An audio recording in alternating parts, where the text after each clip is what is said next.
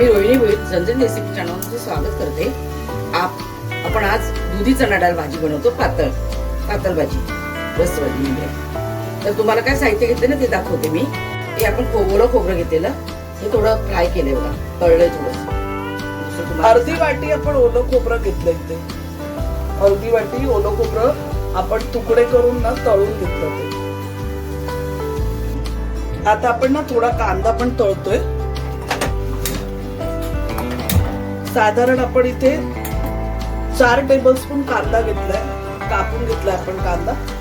तळून घेऊया आपण तो. आपल्याला कांदा खोबऱ्याचं वाटण बनवायचंय ना, म्हणून कांदा खोबऱ्याचं आपलं वाटण बनवायचं. कांदा मस्त आपण फ्राय करून घेऊया गोल्डन रंगावरती.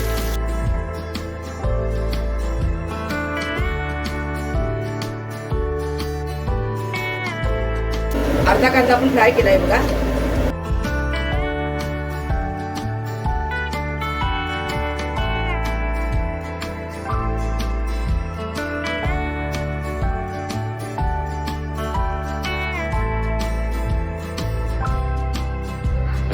आपण जे ओलं खोबरं तळून घेतलेलं ते आणि कांदा आपण जो तळला तो आपण पेस्ट बनवून घेऊया. तर आपण ना चणा डाळ पहिले 2 तास अगोदर भिजायला ठेवले. इकडे आपण दुधी कापून घेतलेला आहे आणि 1 बटाटा आपण कापून घेतलं. तर चणा डाळ दुधीसाठी आपण अर्धा दुधी घेतलेला, थोडी कोथिंबीर घेतले, अगदी थोडीशीच आहे, एवढीशी असेल, आणि 2 मिरच्या, 7-8 पाकळ्या लसणाच्या, आणि हे बघा आळं घेतलं आपण इथे. हे आळं घेतलंय, ह्याचं पेस्ट बनवणार आहे. तर आपण काय करतोय, इथे कांदा खोबऱ्याचं जे पेस्ट बनवतोय आपण त्याच्यातच आळं टाकतोय, मिरच्या टाकतोय, लसूण टाकतोय त्यातच,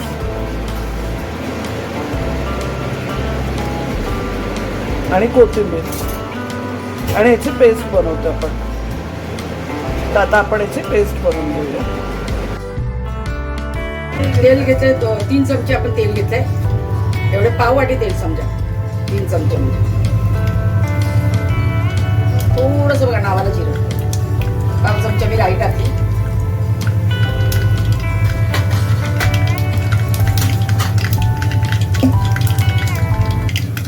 आपण आता कांदा टाकूया.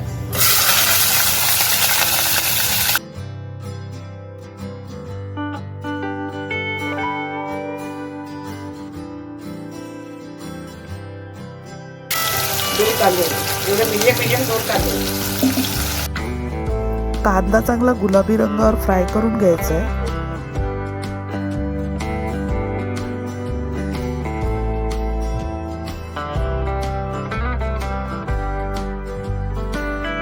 आपण खोबरं गरम मसाल्याचं जे वाटण केले ना ते टाकूया. हळद मिरचीचं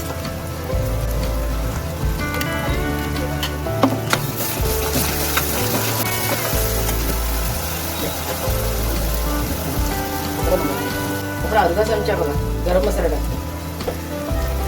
आपण जी पेस्ट बनवली कांदा खोबऱ्याची ती सर्व यूज नाही करत. नाही, सर्व नाही करणार, अर्धीच येते.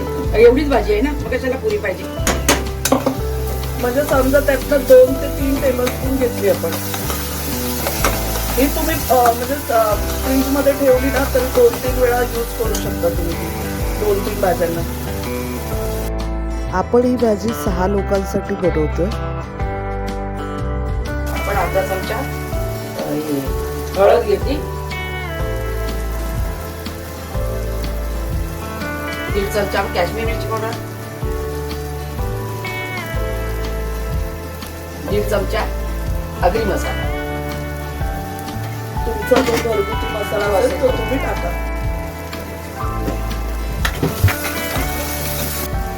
मसाले छान आपले परतून झाले, सुगंध सुटलाय.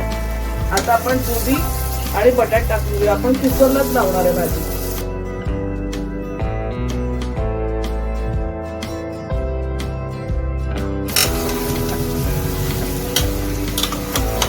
तुम्ही भाजी चपाती बरोबर, भाकरी बरोबर, भाता बरोबर खाऊ शकता, पावा बरोबर खाऊ शकता.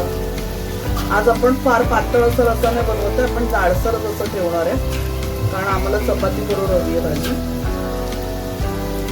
तुम्हाला जर पातळ भाता बरोबर हवी असेल तर थोडा रस करू शकता त्यात. पाणी थोडं जास्तीचं टाकून पातळ अशी ग्रेव्ही बनवू शकता. खूप टेस्टी लागते भाजी. तुम्ही नक्की एकदा आमची म्हणजे आम्ही जशी बनवले तशी बनवून बघा.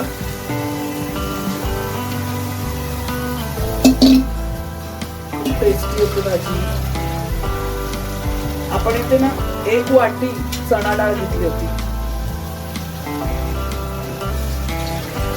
धुवून आपण 2 तास भिजत ठेवलेली. आता आपण 5 मिनिटं झाकण ठेवून ठेवूया भाजी वाफेवर काढून. 5 मिनिटं झाकून ठेवू. 5 मिनिटं आपण वाफेवर मारलेली भाजी. मी ना थोडं हिंग विसरली याच्यामध्ये टाकायला. 1 चमचा हिंग विसरली. नंतर टाकलं चालतं काही नाही.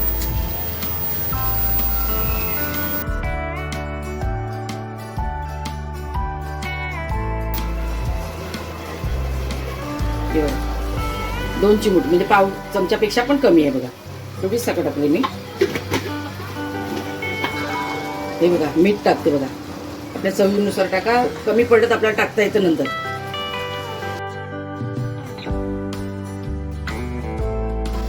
आता आपण गरम पाणी टाकतोय भाजीमध्ये.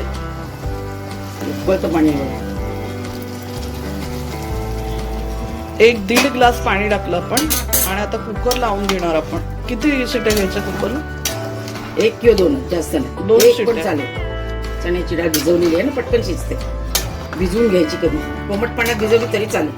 थंड पाण्यात पण तुम्ही टाकली तर 1-अर्धा तासात शिजते डाळ.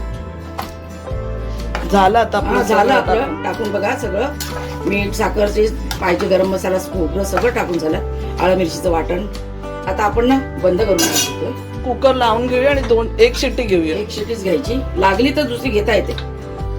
आता आपण 1 शिट्टी घेतली आणि आपली डाळ झालेली आहे. मस्त शिजली डाळ सुद्धा आणि दुधी सुद्धा आपला छान मस्त शिजलेला आहे आणि खूप टेस्टी अशी आपली भाजी तयार झालेली आहे.